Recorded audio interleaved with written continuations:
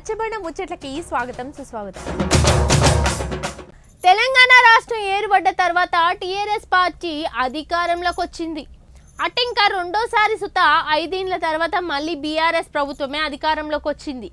అంటే ఎమ్మెల్యే సీట్లు గట్టిగానే వచ్చినాయి కాబట్టి. కానీ ముచ్చటగా మూడోసారి మాత్రం రాలేకపోయింది. కాంగ్రెస్ ప్రభుత్వం వచ్చి కారుకు టక్కరిచ్చింది. బీఆర్ఎస్ పార్టీ వాళ్ళ ఎమ్మెల్యే సీట్లు తగ్గిపోవడం వల్ల కాంగ్రెస్ ప్రభుత్వం అధికారంలోకి రావడం జరిగింది.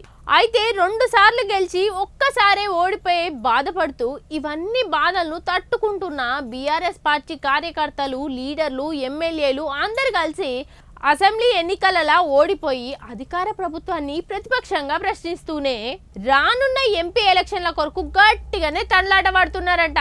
మరి ఎట్లెట్లా తన్లాడుతున్నారో ఏం కథో ఓ పార్ చూసిద్దాం పారి. అరే గివే మీటింగులు అసెంబ్లీ ఎలక్షన్ల కంటే ముంగడ పెట్టుకుంటే బీఆర్ఎస్ పార్టీ మంచిగా ప్రభుత్వంలకు అధికారంలోకి వచ్చేదేమో అనుకుంటున్నారు చూసిన వాళ్ళు. అయితే అవు మరి ఇగో పార్లమెంటు నియోజకవర్గాలకి వెళ్ళి ఎమ్మెల్యేలను, మాజీ ఎమ్మెల్యేలను, ఎంపీలను, మాజీ ఎంపీలను, ఎమ్మెల్సీలను, మాజీ ఎమ్మెల్సీలను, అట్లనే జిల్లా చైర్మన్లను సుతా అందరినీ హైదరాబాద్లో ఉన్న హెడ్ ఆఫీస్కు పిలిపించుకొని మీటింగ్లు రువ్వడిగా పెడుతున్నారట బీఆర్ఎస్ పార్టీ. ఈ వానాకాలం వరి కొనుగోలు చేసినటువంటి ధాన్యపు డబ్బులు 1000 కోట్లు చెల్లించవలసింది. ఇవి బోనస్ తో కలిపి ఇవ్వాలని చెప్పి డిమాండ్ చేస్తాం. పోయిన నెల 9వ తారీఖు నాడు చేస్తామన్నది నెల రోజులు గడిచిపోయింది. ఒక్క రైతుకు రుణమాఫీ చేయలేదు.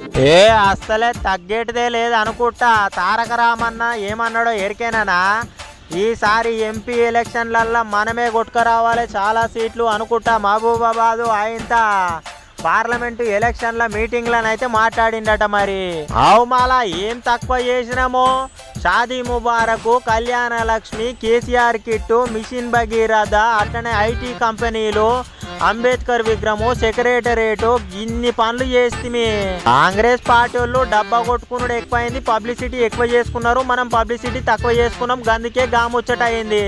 వాళ్ళు 6 గ్యారంటీలు అనుకుంటూ వచ్చిరు కానీ ఇంతవరకు ఏ గ్యారంటీలు అయితే ఇస్తలేరు అనుకుంటా. వడ్డించుకుంటానైతే మొత్తానికి ఇక వాళ్ళు రైతు బంధు ఇస్తా అన్నారు, ఇంతవరకు ఇవ్వలేదు. మనం రైతు బంధు ఇచ్చినాము, రైతు బీమా ఇచ్చినాము, అట్లనే పోతే ఇక దళిత బంధు, బీసీ బంధు అనుకుంటా ఈ హామీలు కూడా ఇస్తిమి చేస్తిమి.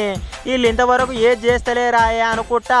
ప్రతిపక్షంగా మనం ఎప్పుడు కొట్లాడుతూనే ఉండాలి, మళ్ళా మన పార్టీ అధికారంలోకి వచ్చేదాకా ఇట్లనే నడిపియాలని చెప్పి అనుకొచ్చిండు తారక రామన్న. మందు తాగిండు, రక్తం ఎక్కడే రక్తం 2 పెగ్గులు తాగాల్సిన కేసీఆర్ ఒక్క ఫుల్ బాటిల్ తాగిండు. ఇంకా రక్తం ఎక్కడ రక్తం చిందించిండే, పేదోళ్ళ రక్తం తాగిండు. ఇక అట్లనే మనమని పుట్టినరోజుకు పిలిచేటందుకు అమరవీరులు శ్రీకాంతాచారి వాళ్ళ అమ్మ శంకరమ్మ ఆయన పార్టీ ఆఫీస్ కు రాంగా కలిసి భోజనం చేసిరట. ఇక ఇప్పుడున్న బీఆర్ఎస్ పార్టీ ఎమ్మెల్యేల తాన సలహాలు, సూచనలు అయితే స్వీకరిస్తున్నారు. ఇక పెద్ద దిక్కుగా హరీష్ రావు అన్న, తారక రామన్ననే ముంగడుండి నడిపిస్తున్నారు అన్నట్టు. కేసీఆర్ సార్ ఇంకా పురాగా కోలుకోలేదు కాబట్టి గప్పటిదాకా గిల్లే చూసుకుంటుండొచ్చు. మరి ఇక ఎంపీ సీట్లు కొట్టుకు రావాలని మా తిప్పల పడుతున్నారు పోయిన మొత్తానికైతే.